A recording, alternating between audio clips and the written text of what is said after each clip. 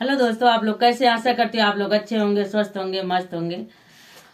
मैं आपकी राधिका बड़ा ही सुंदर एक महाशिवरात्रि के उपलक्ष्य में गीत लाई हूँ।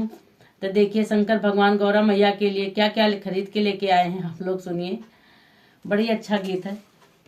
बोलो गौरा मैया की जय हो।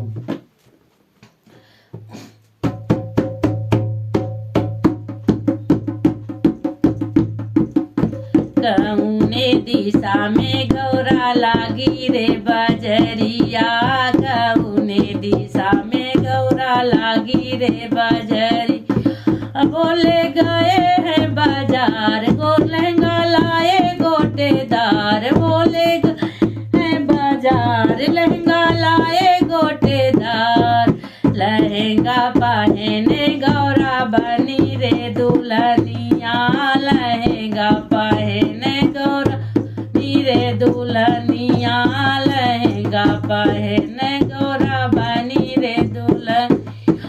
कौने दिशा में गौरा लागी रे बजरिया, कौने दिशा में लागी रे बजरिया। बोले गए हैं बाजार, बिंदिया लाए चमकदार। बिंदिया पहने गौरा बनी रे दुल्हनिया, बिंदिया पहने गौरा बनी रे दुल्हनिया।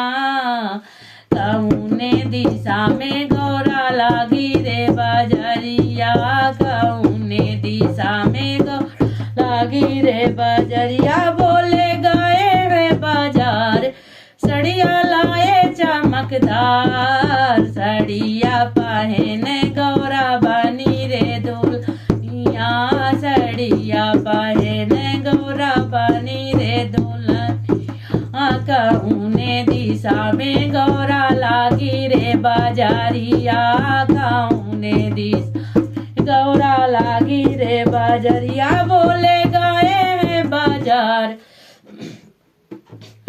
मेहंदी लाए चमकदार। में चूड़िया पहने गौरा बनी रे दुल्हनिया, चूड़िया पहने गौरा बनी रे दुल्हनिया।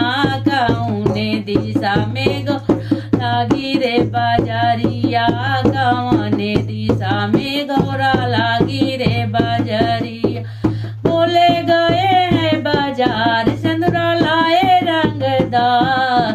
सिंदूरा पहने गौरा बनी रे दुल्हनिया, सिंदूरा पहने बनी रे दुल्हनिया। सिंदूरा पहने गौरा बनी रे दुल्हनी। बोले गए हैं बाजार, पायल लाए बजनेदार। पायल पहने गौरा बनी रे दुल्हनिया, पायल पहने गौरा बनी रे दुल्हनिया। कौने दिशा में गौरा लागी रे बजरिया, कौने दिशा गौरा लागी रे बजरिया।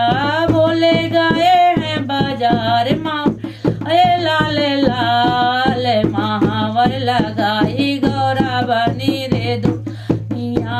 महावर लगाई गौरा बनी रे दुल्हनी, महावर लगाई गौरा बनी रे दुल्हनिया। कौने दिशा गौरा लागी रे बजरिया, कौने दिशा में गौरा लागी रे बजरिया।